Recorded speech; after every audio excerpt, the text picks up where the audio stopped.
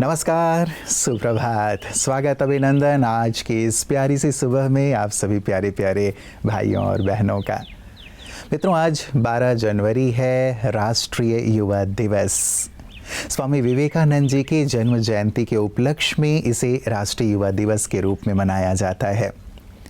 एक ऐसे युवा जिन्होंने पूरे देश को झकझोर कर रख दिया, भारत के धर्म, भारत के आध्यात्म, भारत की संस्कृति को विश्व के कोने कोने तक पहुंचा दिया। इतना जोश, इतना उमंग था उनमें कि आज भी युवाओं के वो आदर्श हैं। उन्होंने सबको सत्य के पथ पर चलने के लिए, आध्यात्म के पथ पर चलने के लिए प्रेरित किया।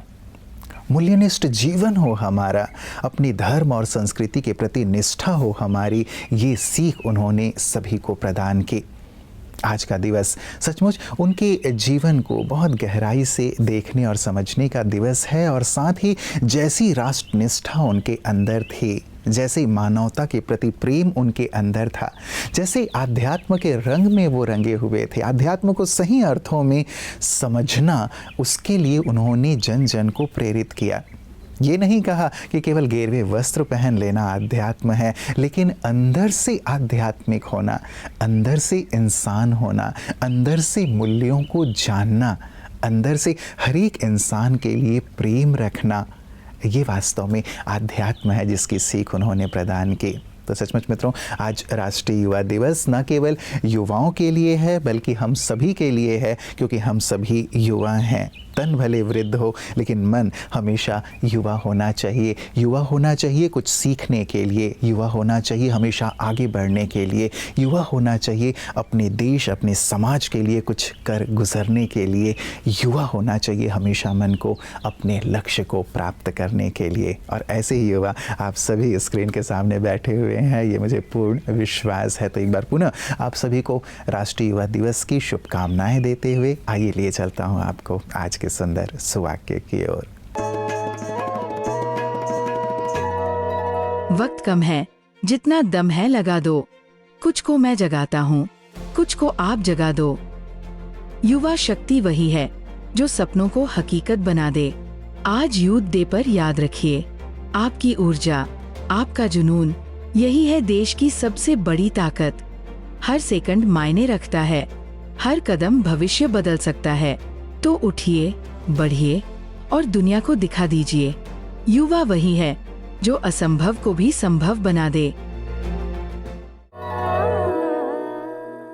मित्रों, 1893 में शिकागो में जो विश्व धर्म महासभा हुआ था, उसमें भारत की ओर से सनातन धर्म का प्रतिनिधित्व स्वामी विवेकानंद जी ने किया। और एक विशेष बात के कारण ये यादगार बन गया कि सभी ने तो अलग अलग प्रकार से संबोधित किया सभा को, लेकिन जैसे ही स्वामी विवेकानंद जी ने अपने वक्तव्य की शुरुआत की तो शुरुआत यहाँ से की कि मेरे प्रिय अमेरिकी भाइयों और बहनों।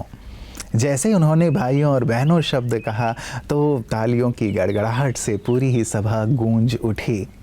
भाव क्या है मित्रों? हर एक बंधुत्व की भावना चाहता है, चाहे वो किसी भी जाति, भाषा, धर्म, वर्ग का हो, किसी भी रंग का हो, चाहे अमीर हो, गरीब हो, लेकिन बंधुत्व की भावना, अपनत्व की भावना, प्रेम की भावना, ये हर एक के अंदर की चाहना है। और इसी रग को विवेकानंद जी ने छुआ था। आइए जानते हैं सेहत के इस सेगमेंट में बालों की देखभाल कैसे करें। बालों की देखभाल सिर्फ सुंदरता नहीं, ये आपकी सेहत और आत्मविश्वास की पहचान है। सबसे पहले तेल लगाना भूलिए मत। हफ्ते में 2 बार नारियल या बादाम तेल से हल्की मालिश करें। ये सिर्फ जड़ें नहीं, सोच भी शांत करता है। शैम्पू रोज नहीं, समझदारी से करें। हफ्ते में 2 या 3 बार माइल्ड शैम्पू काफी है। ज्यादा शैम्पू बालों की नेचुरल शाइन छीन सकता है। कंडीशनर को हल्के हाथों से लगाएं, सिर्फ बालों की लंबाई पर, जड़ों पर नहीं, वरना बाल चिपचिपे हो सकते हैं। बालों के लिए गुनगुना पानी ही सही साथी है। गीले बालों को जोर से ना रगड़े, तौलिए से हल्के थपथपाएं, प्यार से, जैसे अपने सपनों को संभालते हैं। डाइट भी बालों की दोस्त है। प्रोटीन, आयरन और विटामिन बी से भरपूर खाना बालों को अंदर से मजबूत करता है। और हाँ, स्ट्रेस कम करें, क्योंकि टेंशन सिर्फ दिल नहीं, बाल भी झड़ाता है। हर सुबह बालों को ब्रश करें, लेकिन धीरे। ये सर्कुलेशन बढ़ाता है और शाइन लौटाता है। स्टाइलिंग प्रोडक्ट्स का इस्तेमाल सोच समझ कर करें। बालों को सजाएं, लेकिन सजा ना बनाएं। मित्रों, विवेकानंद जी अपने जीवन का एक प्रसंग सुनाते हैं कि एक बार वो किसी पहाड़ी पे, खड़ी पहाड़ी थे, उस पे चढ़ रहे थे, क्योंकि उन्होंने पूरे देश का भ्रमण किया था। तो अलग अलग स्थान, चाहे वो रेगिस्तान हो, चाहे नदी, पहाड़, सब चीज़ों को उन्होंने देखा, लोगों को देखा, सबसे मिले, वो अनुभव प्राप्त किया। पहाड़ पे चढ़ रहे थे। पहाड़ी बड़ी दुर्गम थी, चढ़ाई बिल्कुल खड़ी थी, लेकिन उन्होंने देखा कि एक छोटी सी लड़की अपने भाई को कंधे पे उठा करके उस खड़ी पहाड़ी पे चढ़ रही है। तो विवेकानंद जी को खुद चढ़ने में दिक्कत हो रही थी, तो उन्होंने देखा कि एक अपने भाई को ही अपने पीठ पे लाद के वो चढ़ रही है। उसने कहा, तुम्हें बोझ नहीं लग रहा है? तो लड़की ने कहा, बोझ कहाँ है? बोले, ये जो तुम्हारे कंधे पे है। तो लड़की ने कहा, ये बोझ नहीं है, ये मेरा भाई है। विवेकानंद जी को वो बात बहुत ही प्रिय लगी, और सचमुच प्रिय बात है ना मित्रों। आप सभी को मनोज खुशनुमा का नमस्कार। ओम शांति। स्वयं में छिपे हुए एक सच्चे नायक से हमारी अपनी पहचान कराती हुई प्रस्तुत है एक काव्य रचना, discover within a hero. अपने दिल में खोजें तो एक मिलेगा हमको हीरो, अपने दिल में खोजें तो एक मिलेगा हमको हीरो, जिसके आने से हर मुश्किल हो जाती है जीरो, जिसके आने से हर मुश्किल हो जाती है zero. Discover within a hero, discover within a hero, discover within a hero.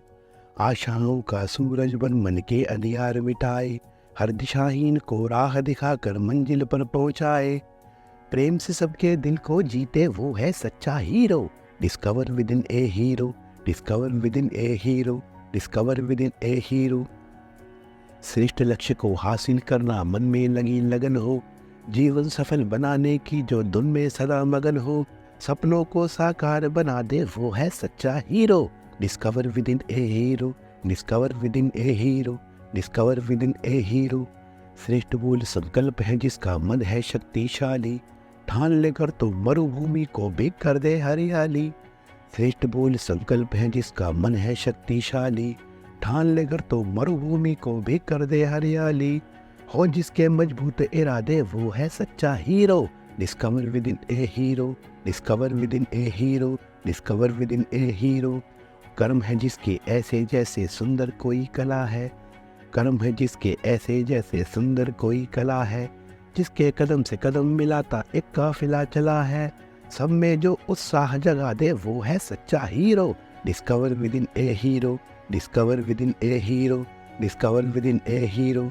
और दुखियों के दुख दर्द मिटा जो सबको सुखी बनाए, सद्गुण के पुष्पों से जो जीवन बगिया महकाए, दुखियों के दुख दर्द मिटा जो सबको सुखी बनाए, सद्गुण के पुष्पों से जो जीवन बगिया महकाए, पतझड़ में भी फूल खिलाए वो है सच्चा हीरो।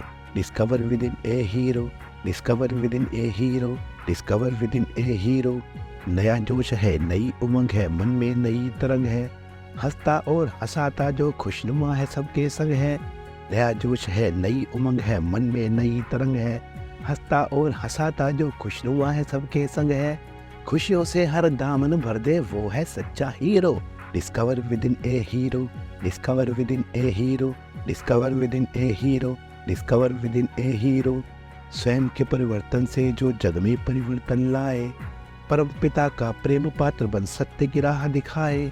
स्वयं के परिवर्तन से जो जग में परिवर्तन लाए, परम पिता का प्रेम पात्र बन सत्य की राह दिखाए, परिवर्तन की अलग जगह दे वो है सच्चा hero. Discover within a hero, discover within a hero, discover within a hero. अपने दिल में खोजें तो एक मिलेगा हमको hero. Discover within a hero, discover within a hero, discover within a hero, discover within a hero. धन्यवाद, प्रणाम, ओम शांति। मित्रों, यूं तो स्वामी विवेकानंद जी के जीवन के अनेक प्रसंग हैं जो बहुत प्रेरित करते हैं, लेकिन एक प्रसंग जिसकी चर्चा मैं आप सबसे करना चाहूँगा, विदेश में थे वो। आप जानते हैं उनमें पवित्रता, ब्रह्मचर्य की कितनी शक्ति थी, आध्यात्म का कितना तेज था, कितने प्रभावशाली वक्ता थे, युवा थे। उनके व्यक्तित्व को देख कर के एक विदेशी महिला बहुत आकर्षित हुई और उनके समीप आई, पास आई। उन्होंने कहा कि मैं आपसे विवाह करना चाहती हूँ। विवेकानंद जी ने कहा, आप मुझसे क्यों विवाह करना चाहती हैं? उन्होंने कहा, मैं चाहती हूँ कि मैं बहुत खूबसूरत हूँ, सचमुच वो बहुत खूबसूरत थी, मैं बहुत खूबसूरत हूँ, आप इतने बुद्धिमान हैं, तो हम दोनों की जो संतान होगी ना, उसमें आपकी बुद्धिमत्ता होगी और मेरी खूबसूरती होगी और संसार को हम एक अच्छा रत्न देंगे। तो विवेकानंद जी ने मुस्कुराते हुए कहा कि हमारी जो संतान होगी वो ऐसी होगी या नहीं होगी ये तो कहा नहीं जा सकता, लेकिन आप मुझे ही अपना संतान क्यों नहीं मान लेते? क्योंकि मुझ जैसा बुद्धिमान आपको संतान की कामना है ना, और मेरा व्यक्तित्व वैसे भी बहुत अच्छा आपको लग रहा है, तो आप में ये, आपको ये जो दोनों खूबियाँ चाहिए मुझ में ही है, तो आप मुझे ही अपना संतान मान लें, आप मुझे ही अपना पुत्र मान लें। ब्रह्मचर्य की कितनी पराकाष्ठा है ना। श्रीमद् भगवत गीता ज्ञान वारिधि है।